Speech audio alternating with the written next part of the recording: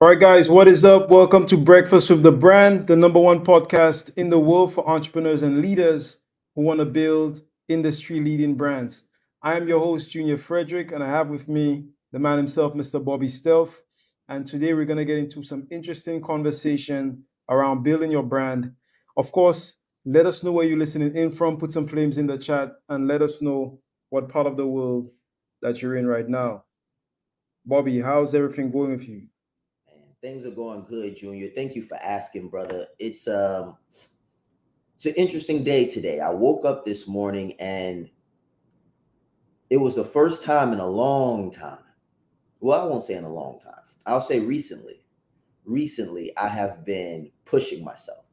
And today was the first time in a long time that I woke up and was like, all right, we got a lot of work to do today. Let's get after it. And I hopped out and just hit the ground running. So I'm feeling really good today. It's ups and downs in business. You've got days where you feel like it, you got days where you don't feel like it, you got days where you feel on cloud nine. And today was one of those days where it was like it's a good day to be great. So I'm feeling good. I'm feeling good. I'm interested to see how this energy is going to go throughout the day. How about you, Junior?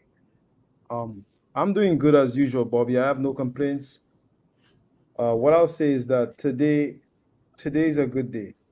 I Yeah. feel like today is gonna be a good day. I'm looking forward to it. I'm looking forward to it, and my attitude is just one. I guess that's just very open to possibility, and open to getting clarity. That's number one. You can never have enough clarity, guys. That's one thing. You can never have enough clarity when it comes to your brand. You can never have enough clarity when it comes to your business, when it comes to your life, when it comes to just, personal stuff, professional stuff. There's always more levels of clarity to be had. So that's how I'm feeling, Bobby. I'm feeling very, you know, just open to possibility and just looking forward to seeing what the day brings. And Yeah. while we doing that, man, I just want to send a quick shout out to I see Bradley, Michelle, and Tia. So shout out to all of you. Thank you so much for tuning in. But yeah, Bobby, Hmm. whenever you're ready, man, we can go right into it today, Bobby. Let's get right into it. I Nice. know we're a little short on time, right? So let's get straight into it. Sounds good. Sounds good. So today, what was on my mind as I was talking to Junior on the back end was business development is a process. Personal development is a process. Professional development is a process. And everybody is put on one in the chat if you've heard the saying, trust the process. Like everybody's heard somebody say, trust the process. But like, what does that really look like? What does trusting the process look like? Well, for me, trusting the process looks like getting a coach or a mentor that knows what it takes, someone who knows what it takes and has gotten the results. A Mr. Miyagi, if you will, a Sherpa, someone that's been to the mountaintop and knows what it takes. And having that individual tell you the steps and the sequence that you need to follow in order for you to get the best chance of making it to the top yourself.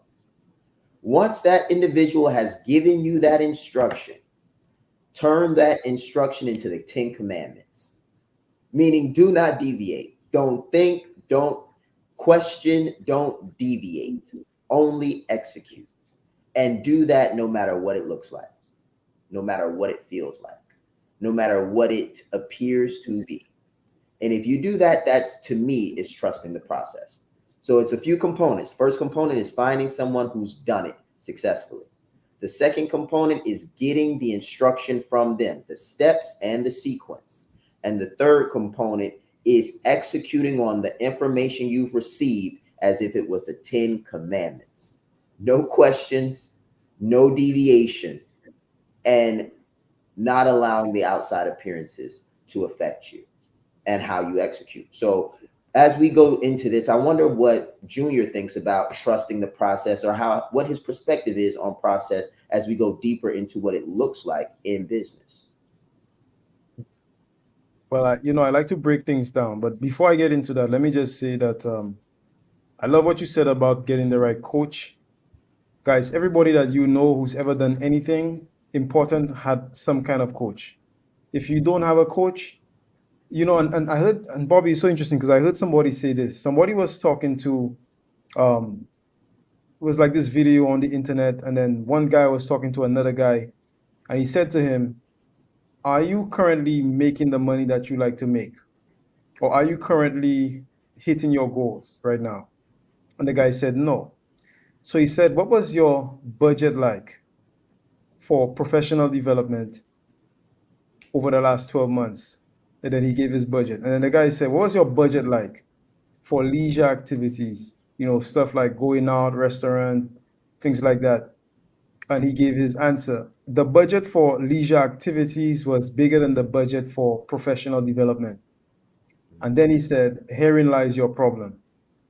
You're not spending enough in this department, in this place. Like, you're not paying for coaches, you're not paying for courses, you're not paying for enough programs, but you're spending a lot of money. You're spending more money having fun than spending money on the right coaches and on the right systems and processes."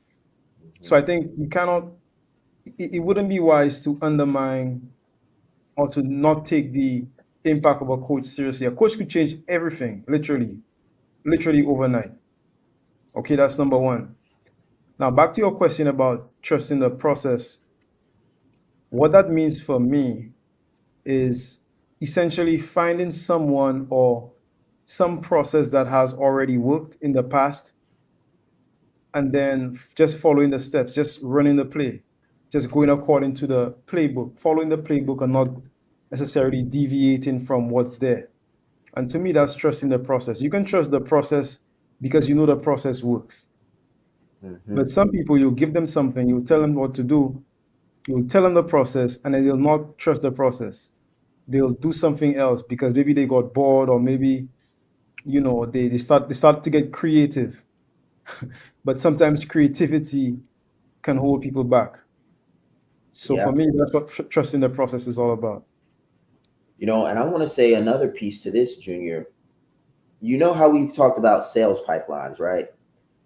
I envision a process pipeline in my mind. So I've been in the entrepreneurial process for several years now, almost a decade. Just I'm now doing it full time. Like I've been doing this full time for the past 3-4 years. But while I was in the United States military, I was still doing entrepreneurial endeavors. So why do I share this with you? Because there's different stages in my experience in your process pipeline. So like a sales pipeline, you've got the greeting, then you've got fact finding, then you've got all these different things that you have to do in order to get to the close or to close the deal. Same thing I found was true in development. And the reason I'm sharing this with you is so that you can have less anxiety and more hope. So you can have more joy when you wake up in the morning, even though yesterday might not have looked the way you wanted it to. So like once I break this down for you, things will start to make more sense. At least it did for me. So in the early part of your process pipeline in entrepreneurship, you're going to go through a phase of excitement. I've talked about this before. I call this the law of initial enticement. Everything that requires a lot of work initially looks really, really good. I call it the law of initial enticement. Having a wife, beautiful person from the onset, very, very beautiful, but a wife is hard work. But the initial encounter is very beautiful. Same thing with a college degree. Oh, I want to get this degree and I want to go do this and do that and do this. The idea is very exciting. So one thing in your process is excitement. Once the excitement fades, the next thing in the process is pretty much all the things you thought were true turning out not to be so. So you go from excitement to reality. And then as you go from excitement to reality, you go to this stage of learning. Now, this is a process pipeline. Once you get to the stage of learning, you're just trying to figure out all the things you need to know in order to achieve your goal. So many of you all thought, I can just open up a business, and when I open the business, it's going to sell. Like my stuff is going to sell. But what you got on the inside, the excitement passed, The reality was, okay, this stuff isn't going to sell. My family's not going to support me the way I thought I did. Oh, and I lost my job. Great. All these realities start to happen. And then you get to this stage of learning. So now it's like, okay, I got to learn marketing. I've got to learn copywriting. I've got to learn closing. I've got to learn speaking. I've got to learn coaching. I've got to learn all these different things, whatever it is going to require of you to get to your end result. So then there's this stage of learning. And once you get through the stage of learning and you've actually acquired the competencies, then there is the stage of execution and repetition. So you're just executing and repeating, executing and repeating. And as you go through this execution and repeat and repetition phase, you get to a state of proficiency. And once you're proficient, you're no longer thinking as much. And once you stop thinking, you start flowing. And in my experience, that's pretty much the pipeline. And it just starts over. It starts over. You get through one thing and then you find the next thing. You're like, oh, this is super exciting. And then you realize it's not what you thought it was. And then you realize you got to learn a lot of stuff. And then after you learn a few things, you have to practice, execute, practice, execute. So that's what I have noticed. Junior, what about you? Like, have you found any patterns that show up continuously in processes, the self-development and business development processes? Well, Bobby, I think what you describe is like a psychological map, so to speak, that everybody sort of goes through. It's like a roller coaster, right? It's like a roller coaster of growth, if there's such a thing. For I mean, for personal and professional development, it would be exactly what you described. Like initially, you start something, there's excitement.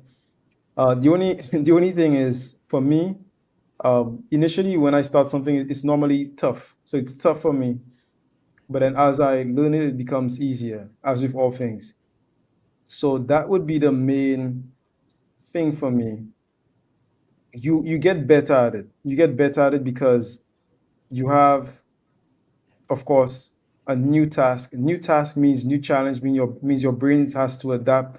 They have to sort of understand the task, know what to do, etc., etc. But once you pass that, it becomes pretty standard and stuff it might take somebody like several hours to do, you could probably do it in a few minutes once you've done it enough.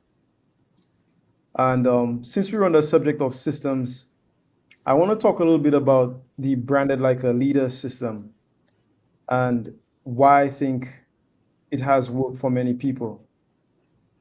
Also, there are a lot of people who have the system, but then they deviate from the playbook, meaning they don't go through the system the way that they're supposed to go through the system. That's also a part of it as well. Now, in marketing, Bobby, we say that principles govern strategy, Mhm. strategy governs tactics. So principles govern strategy, strategy governs tactics.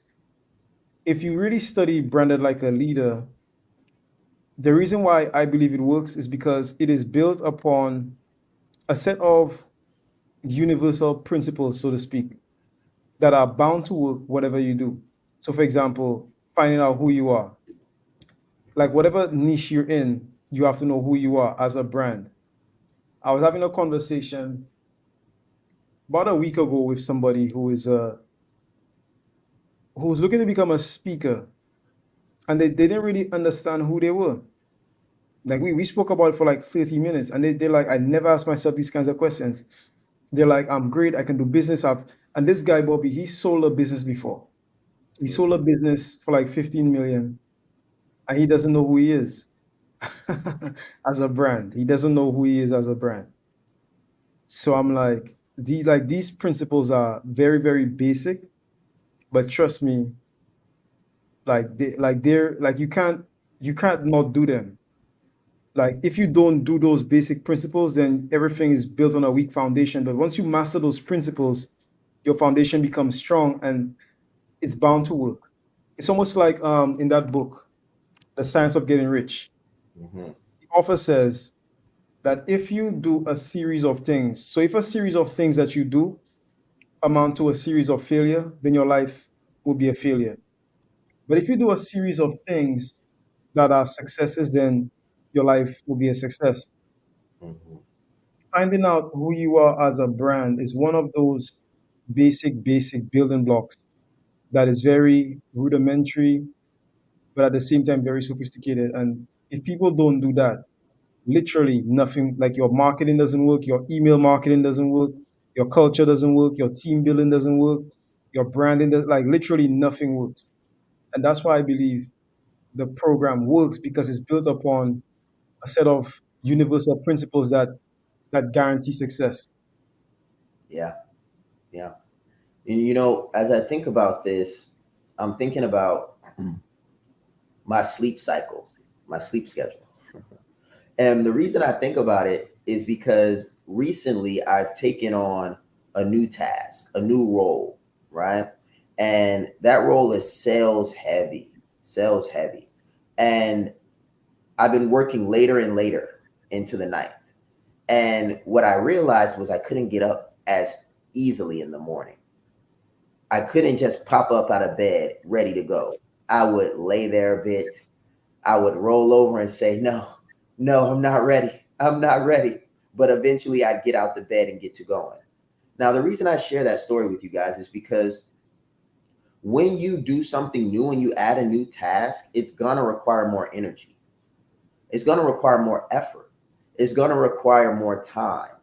And the thing is, give it the energy it requires, give it the time it requires, and give it the effort. And if you have to adjust your day, do so. But at the end of the day, understand that that's going to get easier. You're going to get faster. You're going to get better. You're going to become more efficient. Same book says this. If you do, they say the cause of failure is doing too many things in an inefficient manner and not doing enough things in an efficient manner. And it goes on to say the beautiful thing about success is that it is the exact reversal of failure. If you do as many things as possible in an efficient manner, then you cannot help but to be efficient. So what I learned was that, okay, I'm going to need to sleep a little bit more. Okay, I'm going to be working late and I won't be able to pop up at 4 a.m. easily. Not as easy as I used to when I was doing tasks that I was already good at. So what did I do? I said, okay, I got to be up by 5. I got to be up by 6. So I gave myself another hour or two because I needed the rest. My brain, I needed that space in my brain to be able to execute. And sometimes we can be so hard on ourselves that we don't give ourselves the space to develop. So before we go to the break, or I pass it back to Junior, I'll share this interesting fact about hypertrophy. So hypertrophy is the science of muscle growth. And you cannot grow your muscle without rest. I don't know if you guys knew that or not. But it's like when you're pumping heavy weight and you're tearing the muscle down and you're breaking it down over and over again, one of the core components of getting jacked, getting swollen big is resting the muscle and giving the muscle time to recover.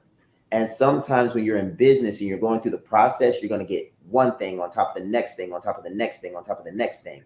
And there has to be a moment for rest. There has to be. Like, you have to create some space for you to recover, to step back and not feel guilty for stepping back, not feel guilty for giving yourself the time you need to recover. Because if you don't recover, you get injured. So I just wanted to share that with you guys because I know many of you are pushing it like to the red. Like if you ever been in a car and you like push it down and it's like, yeah, like it's revving right now. And it's okay. Like, take your foot off the gas if you need to, pull over because you have to, or that engine will explode. That's right. All right, so we're gonna go to a quick break. When we come back, more on the branded like a leader proven process. Stay tuned. In brand clarity, exactly what you're going to get is what it sounds like. Clarity for your brand. What is your color? What is your logo? What is your unique value proposition? Who are you speaking to? Why? How should you speak to them? How should I position myself? That's what you're going to learn in brand clarity. You need other people to have the same clarity on your brand that you do. But this is the gap. If you don't have clarity on your brand, then no one else is going to have clarity on your brand either. It's like messaging. Your message sounds clear to you, but is your end user receiving the value that you're trying to provide? I guarantee you that after you go through brand clarity, they will, and so will you. And that's how you'll scale your brand. When I think of brand you, I think of being your best self, your most authentic. The reason why we were able to crush business, absolutely dominate in business without having the marketing list, without having the email huge list, without having the Facebook ads and the advertising budget, without knowing the algorithm. The reason we were able to do this is because I branded myself. I told my authentic story and I was comfortable in my skin. Why? Because it was that time in the world where everything was shifting. It was 2020, March. So you remember what happened during that time. It was like the world was coming to an end. So you didn't have anything to hold back. So I chose to give everything that I had and be everything that I am. And because I was that, because I branded me, because I was authentic, everything shifted. And people wanted more. And they wanted to know more about me and how they could become more comfortable in their skin. Listen, guys, when you brand you and not what you do, you're gonna add a zero to the world, but you'll also add a zero to your revenue. Let's grow.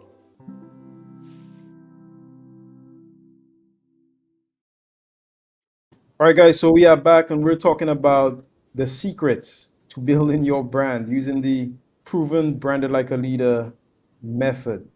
Okay, of course, if you have any questions, please go ahead and put it in the comments. So, Bobby, where did we leave off? You gave us this mini clinic about branding.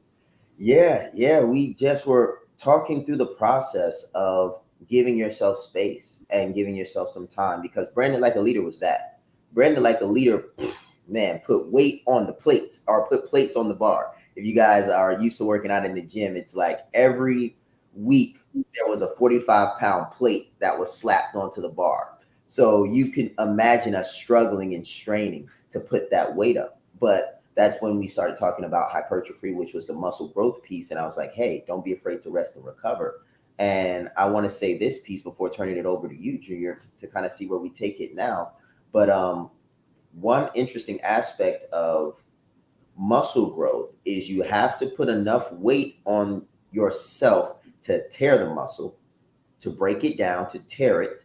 Then you've got to give yourself enough time for the muscle to recover and eat. As long as you gave the muscle protein and time, it'll often grow. So here's the thing. If you're giving yourself a break, you're supposed to come back stronger. But you can't just take time off and not take protein. So what does protein look like? Protein looks like repetition. It looks like, okay, I'm taking a step back, but I'm still doing the things that I'm proficient at.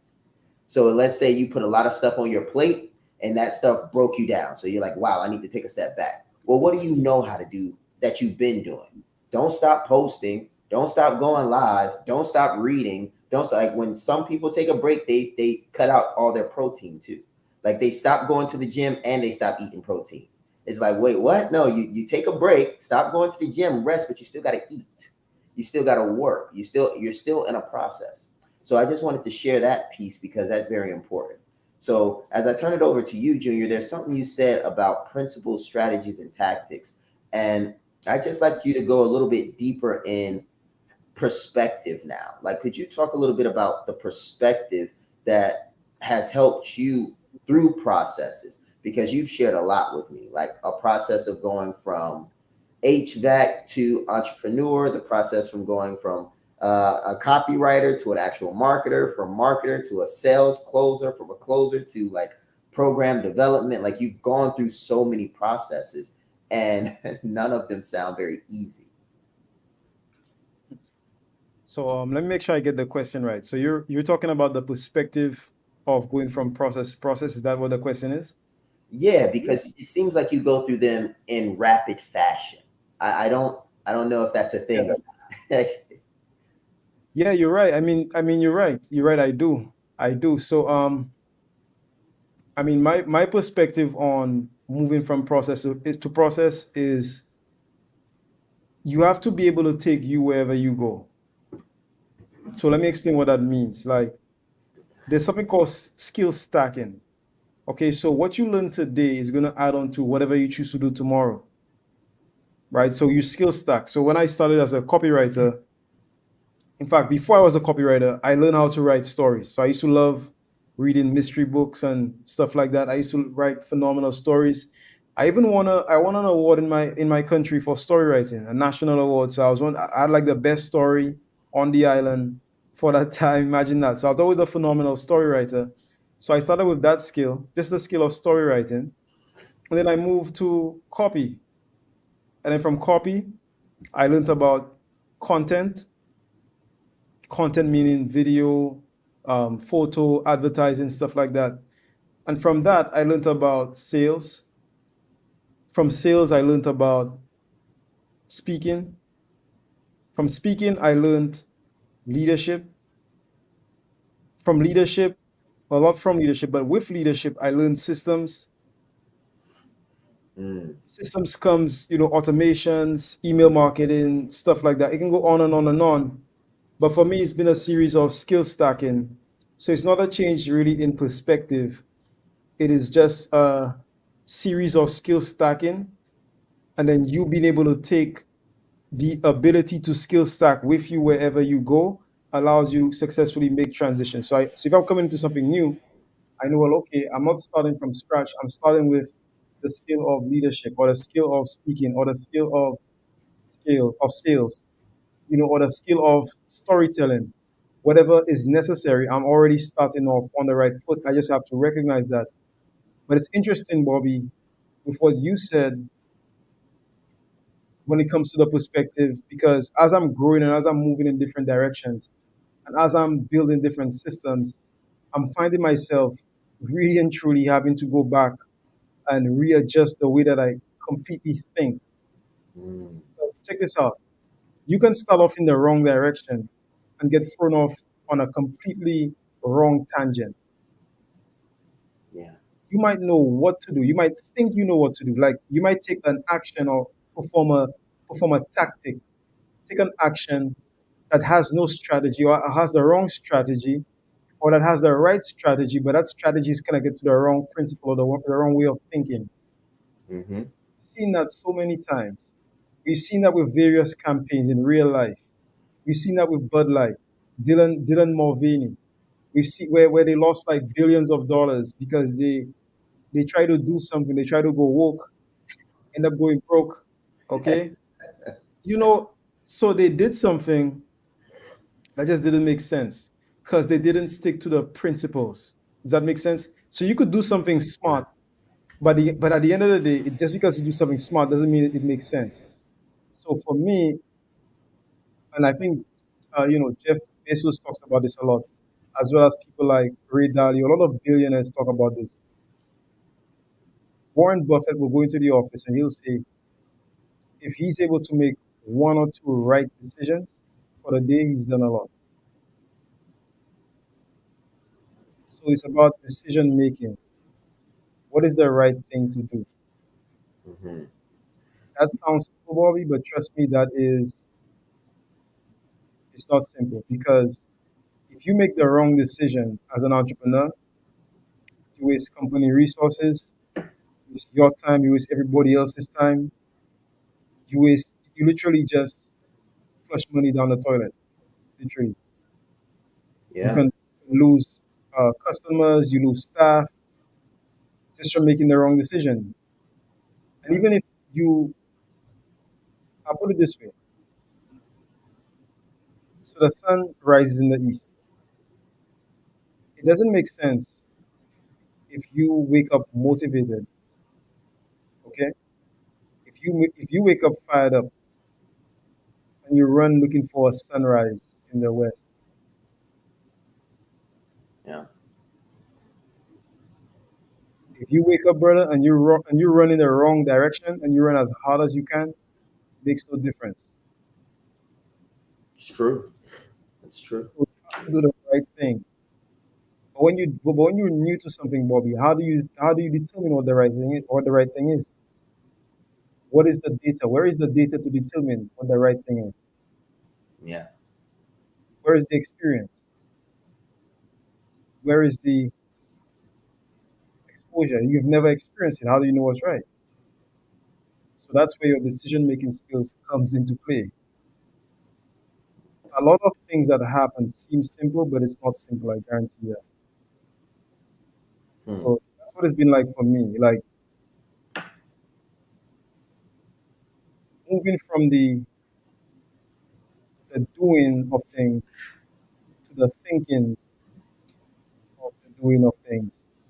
Strategy. There comes a point where strategy and thinking becomes much more important and much more powerful than just doing stuff. Because you can do stuff and you can be phenomenal at it, but if you do the wrong thing, it doesn't make a difference. Yeah. Yeah. No, that takes me back to my time in the military. It's we call it military precision. Military precision. And military precision is so important because you have lives at stake. Now, in business, you have livelihoods at stake, but in combat, in war, you have souls at stake. People could die. And being raised in that environment, that's where I learned leadership.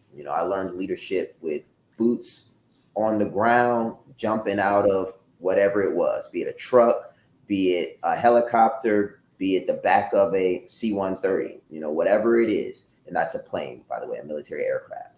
And one thing that I know about systems, leadership, processes, and personal development, like all of these things work together. But one thing that I know is that the decision making process needs to be airtight, because once you make the decision, you should not change it, right? You should not change the decision. And granted, there'll be times that we will adapt, but we rarely change the decision. And I'll give you an example of why we don't do that. So imagine if we were traveling and I had gave everybody radios, and all of these people on the ground had radios, and I'm going somewhere with this, guys, business wise. Everybody on the ground had radios, and we set those radios at a certain frequency. Now, if we're moving, shooting, and communicating on this frequency, and I didn't systematically and strategically think through all the different reasons for why I would change the frequency, guess what happens? And anybody that's ever like listened to a radio station, you know that you've got AM, FM. So these frequencies mean that if you have a combat radio, if you're set to the right frequency, you're on the right channel. So you guys can talk to each other. But if I change the frequency, if I change the channel, then no one else can hear from me on that channel.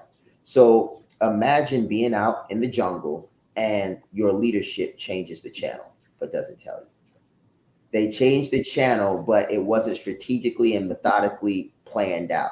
And now everybody that doesn't know is off. They're lost. Like they cannot connect. And that happens in business all the time. All the time. And I'll give you an example. You'll have one individual thinking this, and then you'll have the next individual thinking that, and one person will change their mind without telling the other person. And that's where the decision making makes all the difference in the world. Like if you made a decision and you changed it, or you made a decision that seemed simple to you but wasn't communicated to the rest of the team, then it throws everything off. And I know this as a CFO because this is what I deal with all the time. So when I'm in someone's business as a CFO, I have my hands in everything. I have my hands in marketing, sales, taxes, vision, everything, because everything requires money and everything costs something: time, energy, or resources. And my job is to manage those resources as a CFO.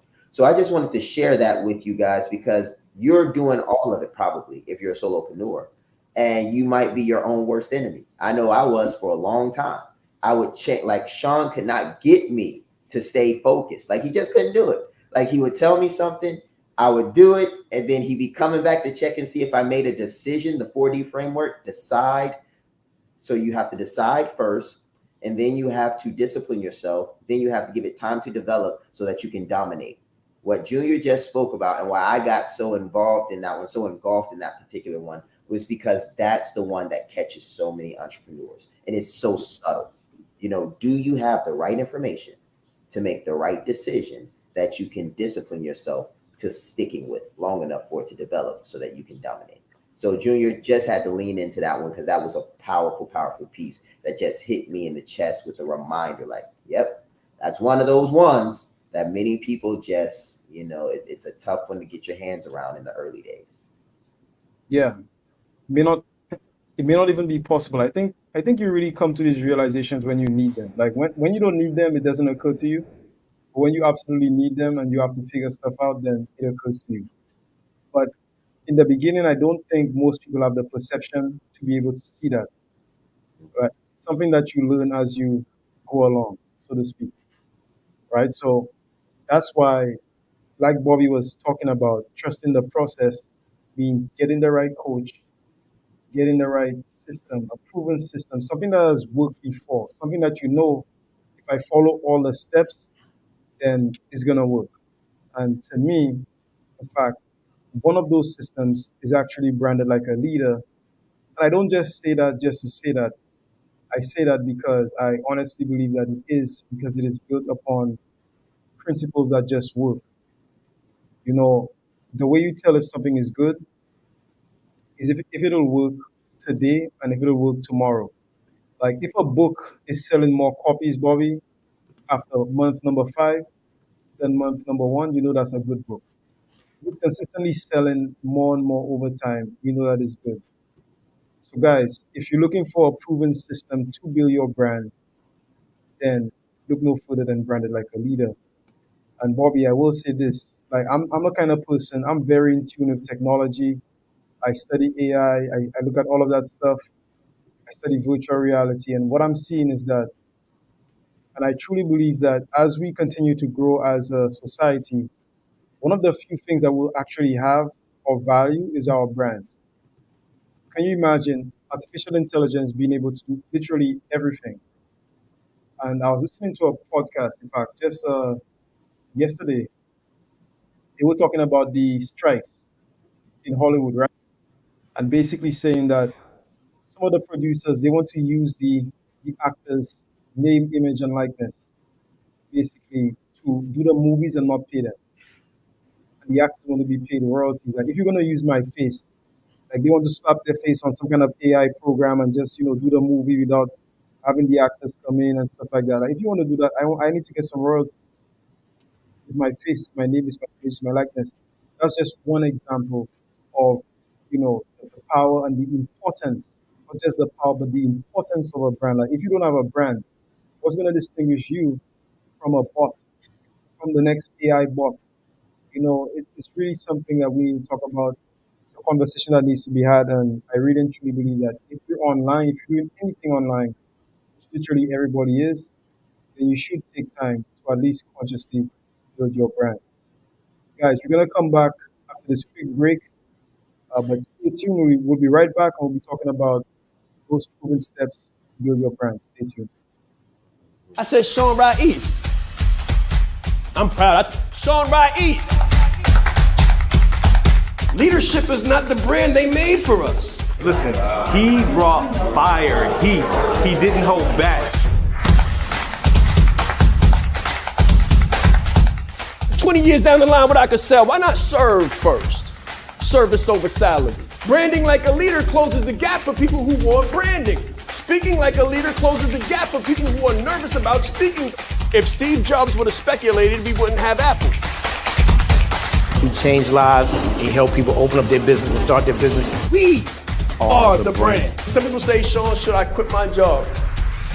Mentally, yes. As a speaker too, to be able to learn from him and watch him and game respects game. And I want to have that much game someday. The right client, pay $500,000 for what you do. You have to be bold in your beliefs. He has been an amazing asset to this event and a pleasure to work with. Very captivating, collaborative, worked very well with the audience. I want to help you. Put a 0 behind your number, right? The session was great. How he is online, virtually, he is even more phenomenal in person. Be the face of change that you want to see. Stop asking questions and start giving demands. The entire team has just been absolutely incredible. They are a joy to work with. They go above and beyond. Give yourself a round of applause. Yes, yes, yes. All right, guys, so welcome back to Breakfast with the Brand. We're now talking about the power of personal branding.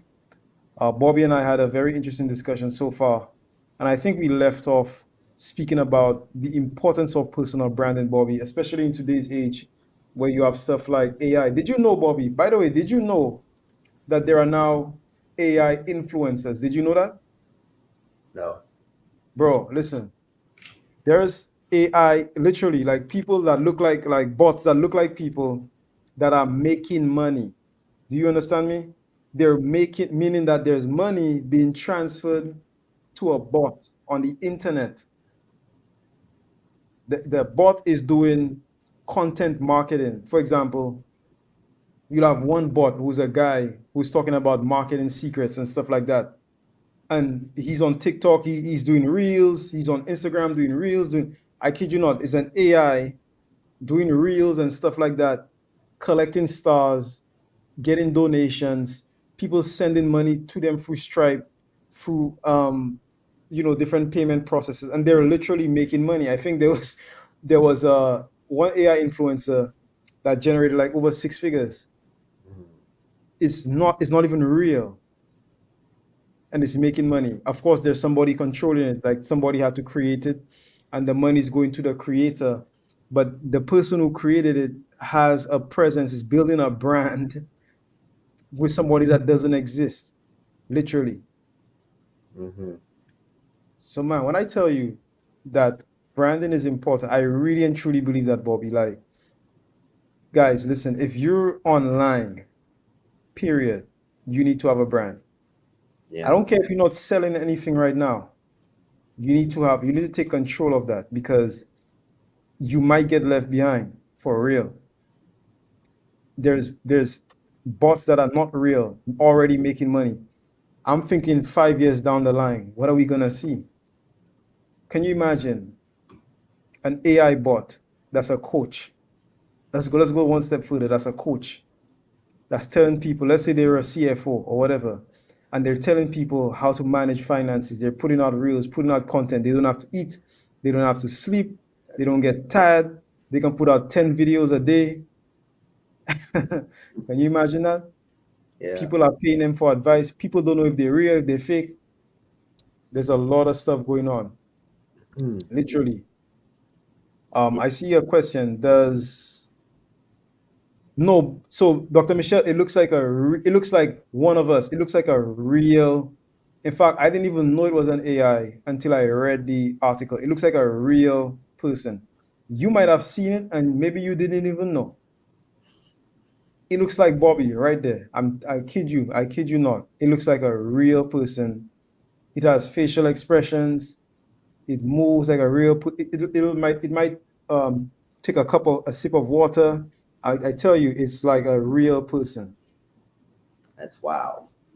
That really bro. is wow. You know, I'm thinking, Junior. Now, you guys know my background, so I'm not going to go deep into the finance or the economics or anything like that. But this is a good thing. It's a good thing for the economy, and it's a good thing for the economy because prices are about to drop. Are about to drop. So, what does that mean for you? If you're going through branded like a leader, prices are about to increase. You're about to add like 2 zeros. This is the home of adding a zero. We might have to change it to add 2 zeros because that's what's about to happen. And it's basic economics. So when supply exceeds demand, then the prices fall. Now, when demand exceeds supply, prices rise. Now, when there is a good trade between supply and demand, we call that market equilibrium. What you guys are about to see, like I'm about to tell you, this is me predicting the future based off the past, based off of economic theory and science. Like economics is a theory, however, it is a very real and historical instrument. So here's what you can expect to see. You can expect to see a lot of people right now not getting the coaching that they want, the coaching that they need. They can't afford it. They see the prices, it says 10K. They say they can't afford that.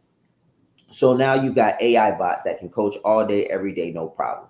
Everybody gets the same advice. One shoe fits all. Come on in. We're going to help you. So now you've got this increase in supply because these bots don't sleep.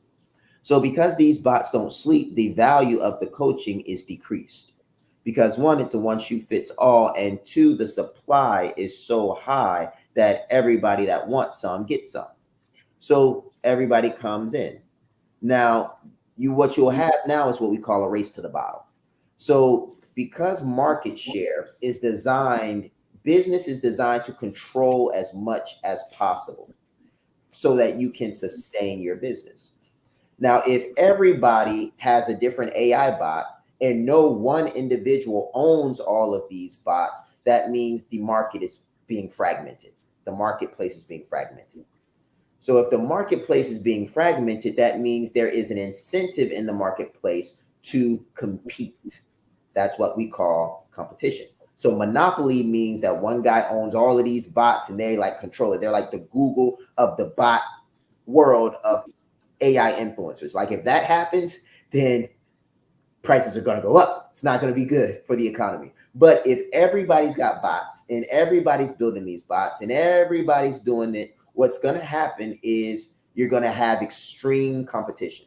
And anytime there's extreme competition, prices fall. And when prices fall, if you have a brand, like Junior has said, if you have a brand, you are going to be the OVO, the only viable option, the creme de la creme, the unfragmented, unadulterated, true blue, like you're going to be it. You're going to be the real thing. And you're going to be able to position yourself right at the top corner of the market somewhere and say, no AI, no bots, real life coaching. By real name. And if you do that by branding you and not what you do, well, what do we have here? We've got a brand that stands alone that can then become a monopoly because now you can control as much of the market as you like, while every bot that's competing with each other cannot compete with you. So I just wanted to share that with you because it is interesting.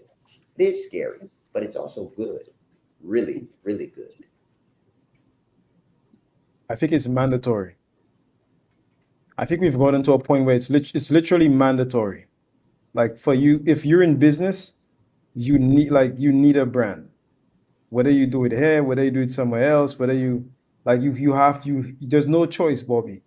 Otherwise, I don't think your business will exist. I don't see how. I don't understand how. You need to either be connected to a brand or you build a brand or you're connected to a brand in some like you either you work with a brand, you work for a brand, you're connected to a brand in some kind of way because literally that's like the only way people will be able to tell you apart or you are going to be able to stand out. And I don't think people who don't have brands will be able to do business or who are not connected to a brand will be able to do business. Because think about it, Bobby, like look at it from the consumer standpoint. If I can get an AI to do something, why would I hire you to do it? Unless there was some kind of trust that developed from me working with you or from me knowing who your brand is. Like that's the only real reason. That's the only thing that's going to deflect on the price because the AI will be able to do it for free. Most of the times, we'll be able to do it for free. Mm-hmm.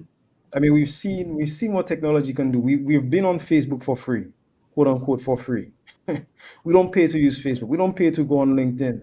We don't pay to even go on any of these social media platforms unless you choose to pay like on X or a check mark.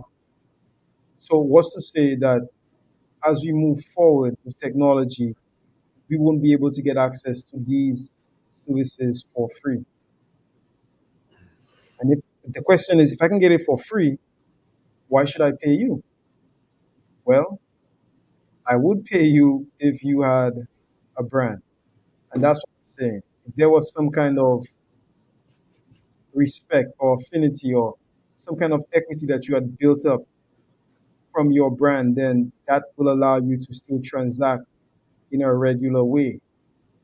But we'll just have to wait and see. I think the job market is going to shift a lot. But I also believe that people who are receiving this message at this point and taking action at this point are on the cusp of doing something great. If you're currently in the process of building your brand, then you're in a phenomenal space. Keep going, keep rising, keep climbing because you're definitely on the right track. That being said, Bob, we're gonna wrap it up. Is there anything else that you'd like to say to the audience before we depart? Just one piece, and this isn't even anything that you guys got to take away, but just something to think about is consistency. That I think is going to be the one of the key differentiators between AI and people. It's like they're not going to mess it up. They're going to get it right every time. And that's where I think the brand is really going to be important, because it's going to be like, oh, I can just go to this AI and I know they're going to get it right. Or at least they're going to give me exactly what I paid for. Whereas we can over deliver, but we can also mess up. So having a brand of over delivery that supersedes the human error that is incumbent of being a human being has to offset the consistency of expectation they can get from AI. So it's definitely a lot there. 100%. All right, guys. So thank you so much. This has been Breakfast with the Brand. Have a phenomenal day. Of course, if you want to learn more about how to build your brand, you can go to www.shaanrice.com, or you could send me a message directly on any platform. Bobby as well. Have a phenomenal day, and we'll see you very soon. Let's grow. Let's grow.